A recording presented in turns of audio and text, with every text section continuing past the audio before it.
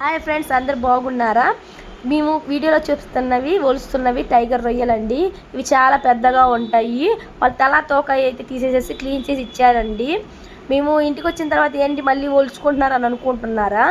వీటికి గుడ్లు ఉన్నాయని కొన్ని ఆడవనుకుంటానండి. గుడ్లు ఉన్నాయి, ఈ గుడ్లతో సహా అట్లాగే వండుకోవాలి, తీయకూడదు, గుడ్లు వేస్ట్ అయిపోతే టేస్ట్ ఉండదని చెప్పారండి. కానీ అవి కరా సౌండ్ వస్తాయి కదండి, వాళ్ళు తక్కువ అయ్యి పిల్లలైతే తినరు. మా పిల్లలు అట్లాగే వండితే, అందుకని అవి క్లీన్ చేసుకొని వండుకుంటే మా పిల్లలు చాలా ఇష్టంగా తింటారు. అందుకని దాన్ని ఫస్ట్ ఆఫ్ ఆల్ అయితే మేమైతే క్లీన్ చేసేస్తున్నామండి. ఇవి ఏటి రొయ్యలండి. ఏటి రొయ్యలు ఏటి చేపలేనండి మా ఊరిలో ఎక్కువగా దొరికాయి. అదిగో బ్రౌన్ కలర్లో కనిపిస్తున్నాయి కదండి, అవేనండి గుడ్లు. ఒక్కొక్క రొయ్యకి వచ్చేసరికి చూడండి ఎన్ని గుడ్లు అయితే ఉన్నాయో. ఇవన్నీ ఫస్ట్ అయితే క్లీన్ చేసేసుకోవాలండి. వాళ్ళైతే తలాతోకి అయితే క్లీన్ చేసి ఇచ్చేసారు. ఇంకా కొన్ని వాటికి గుడ్లు ఉన్నాయని చెప్పేసి అట్లనే వేసేసి ఇచ్చారు, ఇలాగే వండుకోవాలని. మాకు ఇలా ఉండటం ఇష్టం లేక వాటిలో క్లీన్ చేసేసుకుంటున్నామండి శుభ్రంగా. అవి తీసేసి మొత్తం అట్లా వేసుకోవాలండి. వీటి రేట్ ఎక్కువగా ఉండిద్దండి, చాలా రేటుగా ఉంటాయి. అయినా కూడా చాలామంది వీటి కోసం వెయిట్ చేస్తూ ఉంటారు. ఎక్కువగా పర్చేస్ చేసుకోవాలండి. ఇవి చాలా తొందరగా దొరకవండి, రేట్లో ఎప్పుడో పడతా ఉంటాయి. ఇవి కావాలనుకున్న వాళ్ళు ఒకరోజు ముందే చెప్పాలండి. అలా చెప్పి ఉంచితే వాళ్ళు మన కోసము పెడతారండి. మేమైతే 2 కేజీలు అయితే తెచ్చుకున్నాము. 2 కేజీలు తలా తోక తీసేసి కానీ 1 కేజీ బావు అయితే ఉన్నాయి కాటాలో. అయితే వాళ్ళు కొన్ని అయితే పిల్లలు ఉన్నాయి, గుడ్లు ఉన్నాయని చెప్పేసేసి తీయలేదండి. మేము ఇంటికి వచ్చిన తర్వాత వాటిని కూడా క్లీన్ చేసుకుని కాటా వేసుకుంటే కేజీకి అయితే వచ్చేసింది అండి. ఆ కేజీకైనా అవి పెద్ద రొయ్యలు కదండి, పెద్దగా తూగలేదు. వీటిని ఫస్ట్ ఆఫ్ ఆల్ క్లీన్ చేసుకున్న తర్వాత వాటర్ పెట్టి క్లీన్ చేసుకోవాలండి. తర్వాత పసుపు ఉప్పు వేసి క్లీన్ చేసుకోవాలండి. క్లీన్ చేసుకున్న తర్వాత వీటిని మినిమం 2 ముక్కలుగా కట్ చేసుకోవాలండి. లేకపోతే సరిగ్గా ఉడకవు ఆవిలు వేసుకున్న తర్వాత. ఇవి ముక్క కూడా చాలా గట్టిగా ఉన్నాయండి. ఇవి ఒలవడం కూడా చాలా కష్టంగా అనిపిస్తున్నాయి, చేతిలోని జారిపోతున్నాయి. వీటి తొక్క కూడా చాలా గట్టిగా ఉన్నాయి. మనకి పెద్దగా ఎక్స్పీరియన్స్ లేదు కాబట్టి ఒలవటము మనకు కష్టంగా అనిపిస్తుంది. వాళ్ళైతే ఈజీగా ఒక 5 మినిట్స్లో అయితే గబ్బగబ్బ ఒలిచేసి ఇచ్చేసారండి. మన పిల్లలు తినరు కాబట్టి మనం ఆ తొక్కు కూడా ఒలుచుకొని క్లీన్గా అదిగోండి, అలాంటివి ఏమైనా ఉన్నా నల్ల పదార్థాలు అన్నీ శుభ్రంగా తీసుకొని క్లీన్ చేసుకోవాలండి. ఫస్ట్ ఆఫ్ ఆల్ అలా శుభ్రంగా క్లీన్ చేసుకున్న వాటిని ఉట్టి వాటర్లో క్లీన్ చేసుకొని దానిలో తగినంత పసుపు ఉప్పు వేసుకొని శుభ్రంగా క్లీన్ చేసుకోవాలండి. ఎందుకంటే నీచు వాసన అనేది లేకుండా ఉండిద్ది కాబట్టి మనం తీసుకోవాలండి. చూడండి, తీస్తున్న కొద్దీ అవి వస్తూనే ఉన్నాయండి. అవైతే అలా ఫస్ట్ ఆఫ్ ఆల్ అన్నీ క్లీన్ చేసేసుకోవాలి. చూడండి, క్లీన్ చేసేసుకున్న తర్వాత వాటిని ఆవిరికి ప్రిపేర్ చేసుకోవాలి.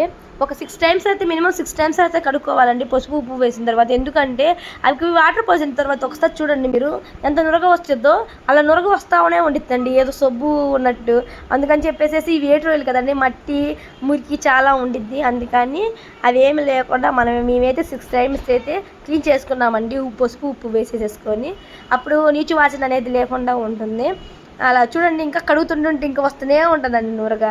మినిమం 6 టైమ్స్ క్లీన్ చేసుకుంటే కొంచెం మంచిగా స్మెల్ ఉండి నీచు వాసన అనేది లేదు. అందుకని అలా క్లీన్ చేసేసుకోవాలి. మేమైతే ముక్కలు కట్ చేసుకున్నాం చూడండి, 2 ముక్కలు కట్ చేసుకున్నామండి. ఒక్కొక్క రొయ్య కట్ చేసుకున్న దాన్ని శుభ్రం క్లీన్ చేసుకొని కుక్కర్లో వేసుకోవాలి. తగినంత పసుపు ఉప్పు అయితే వేసేసుకోవాలి. వేసుకొని కుక్కర్ని పెట్టుకోవాలండి. కుక్కర్లోనే వేసుకోవాలా అనుకోవద్దండి, సెట్లో అయినా ఉడకబెట్టుకోవచ్చు. సెట్లో అయితే ఎక్కువసేపు టైం వేస్ట్ అయిపోయింది, అదొకటి అని గ్యాస్ కూడా వేస్ట్ కదండి. కుక్కర్ అయితే మనకు ఐడియా ఉండిద్ది, 1 విజిలా 2 విజిలా అని. మనం మినిమం చూసుకొని ఒక 2 విజిల్కి అయితే మనం కట్టేద్దామండి. ఎందుకంటే ఎక్కువ ఉడికినా అవి పీసులుగా అయిపోతాయి.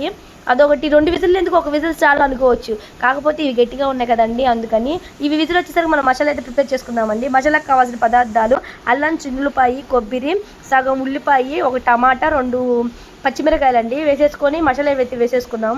తాలింపుకి అయితే కావాల్సిన పదార్థాలు అయితే 1 హాఫ్ ఉల్లిపాయ అండి, 2 పచ్చిమిరకాయలు, 4 చెక్క, 2 లవంగాయలు అయితే వేసుకోవాలి. దానిలో తగినంత నూనె పోసుకోవాలి. ఫస్ట్ సెట్ చేసుకొని తగినంత నూనె పోసుకోవాలి. నూనె అంటే నీచు కూరలకు కొంచెం ఎక్కువ పోసుకోవాలంటారు కదండి, టేస్టీగా ఉండాలంటే. మేమైతే కేజీకి 4 గంటలు అయితే పోస్తాము, చిన్న గంటలు. ఇదిగోండి, హాఫ్ ఉల్లిపాయ, 2 పచ్చిమిరకాయలు, 4 చెక్క, 2 లవంగాయలు అయితే ప్రిపేర్ చేసుకున్నాయి. ఫస్ట్ నూనెలో అయితే వేసేసుకున్నామండి. వేసేసుకొని వాటిని వేయించుకోవాలని. ఎర్రడాలకు వచ్చిన తర్వాత వాటిని మనం ప్రిపేర్ చేసుకుని పెట్టుకున్న మసాలా అయితే వేసుకోవాలి. మసాలా కూడా ఎర్రడాలుగా అయింది అనిపించినప్పుడు మనం ఆవిగిలి వేసుకొని పక్కన పెట్టుకున్నాం కదండి రొయ్యలు, ఆ రొయ్యలు అయితే వేసేసుకోవాలి. వేసుకున్న తర్వాత వాటిలో వాటర్ అయితే పోసుకోకూడదండి. ఎందుకంటే ఫస్ట్ ఆఫ్ ఆల్ దానిలోనే వాటర్ ఉంటాయి కదండి, మన ఆవిరిలో వేసుకున్న వాటిల్లోనే, అందుకని ఎక్కువ వాటర్ అయితే పోసుకోకూడదండి. పులుసుగా ఉంటే రొయ్యల కూర బాగోదండి. గుత్తంగా చిక్కగా ఉంటే చాలా టేస్టీగా ఉంటుంది, బాగుండిద్ది. తగినంత ఉప్పు వేసుకోవాలండి, తక్కువ వేసుకోవాలి, ఎందుకంటే మనం ఆవిరిలో వేసుకునేటప్పుడు వేసుకున్నాం కదండి, అందుకని కొంచెమే వేసుకోవాలి. అదొకటి, మేమైతే ఎక్కువ సాంబార్ కారం యూస్ చేస్తూ ఉంటామండి. సాంబార్ కారంలో కూడా కొంచెం ఉప్పు ఉండిద్ది కాబట్టి మనం ఉప్పు చూసుకొని వేసుకోవాలి. ఎక్కువగా వేసుకున్నామంటే ఆవిరిలో వేసుకున్నప్పుడు ఉప్పు వేసుకొని, మళ్ళీ తర్వాత సాంబార్ కారంలో ఉప్పు ఉండిద్ది, మళ్ళీ మనం వేసుకొని అన్ని 3 సార్లుగా మనం వేసుకునేసరికి ఏమైందంటే ఉప్పు కసిమైపోయింది. అలా వేసుకోకుండా మనకు తగినంతగా కర్రీ అయితే ఎంత ఉందో దానికి తగినంతగా ఉప్పు వేసుకొని ఆ తర్వాత ఉడకబెట్టుకోవాలి.